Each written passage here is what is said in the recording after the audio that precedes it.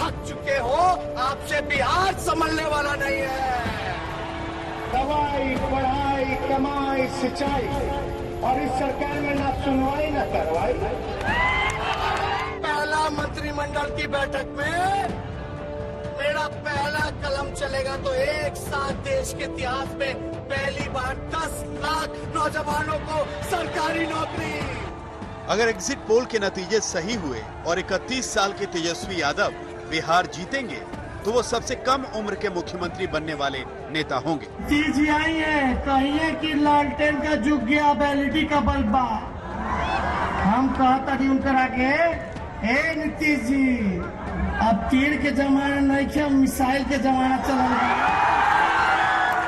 वैसे 1967 में M.O. हसन फारूक सिर्फ 29 साल की उम्र में पुडुचेरी के सीएम बने थे, लेकिन पुडुचेरी एक केंद्र शासित राज्य है।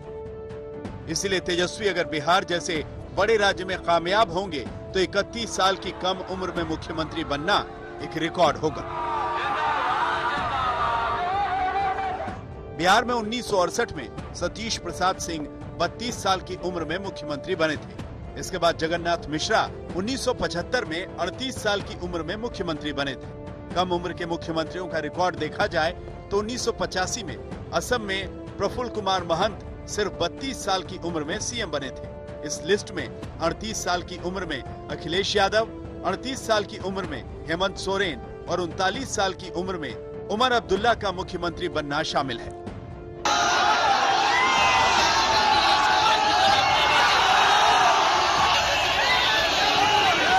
लेकिन तेजस्वी अगर जीतेंगे तो उनकी कामयाबी इसलिए भी बड़ी होगी कि उन्होंने पावरफुल एनडीए के सामने ये पूरा चुनाव अपने दम पर और अपने चेहरे पर लड़ा।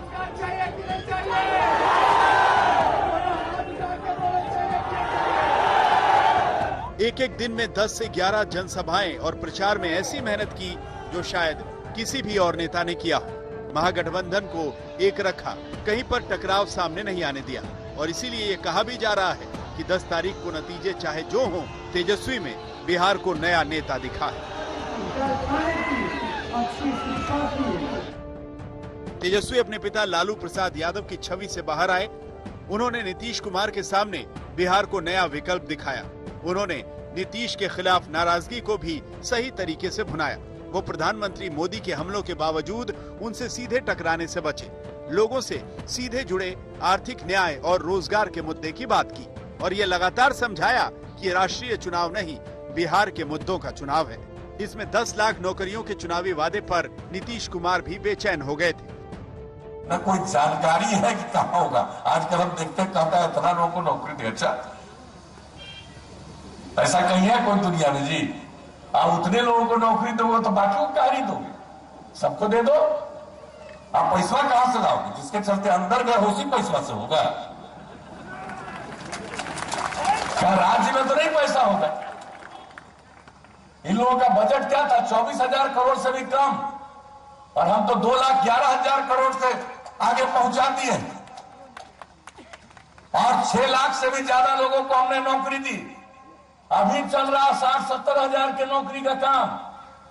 तो हर काम जो जरूरी है हम लोग करते रहे हैं, आज जो होना नहीं है, आज जो हो ही नहीं सकता। अगर करोगे तो पैसा आएगा कहां से? ऊपर से आएगा? कहां से आएगा? कि नकली नोट मिलेगा?